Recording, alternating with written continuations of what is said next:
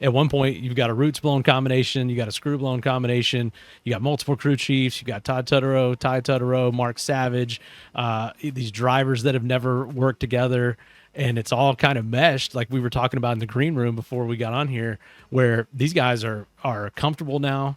You're seeing some of their personality come out, their swagger.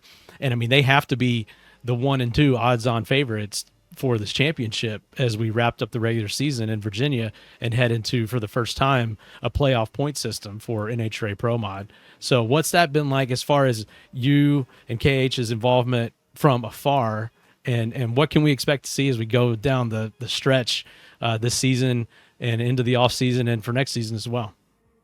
Well, first off, all the vision is Khalid bin Hamid. I have nothing to do with that. He might ask me some ideas every once in a while, but he's the one that orchestrates from the top to the bottom. It's his conception of how things are going to work and who's going to work together and what engine program. And when you put a guy like him and Todd Tutterow together and bring in a hungry crew chief like Mark Savage, who isn't afraid to work and make calls and get aggressive, it's kind of a recipe to only succeed. I'm sure this summer they're going to be testing quite a bit, and that's one thing that I see just based off of social media back and forth is our guys test.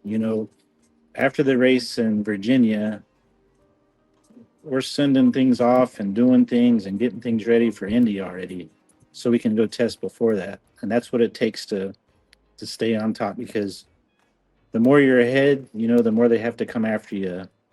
And I'm kind of at a loss for words for what we've accomplished this year. It's just a group of men and women that they want to win this championship this year. Kind of like when I worked at Forces, I had Zippy's World Championship Crew Chief trophy on my desk, and anytime somebody would come in and I would interview them for a job, I was like, "Well, what's your goals? What do you want to do?"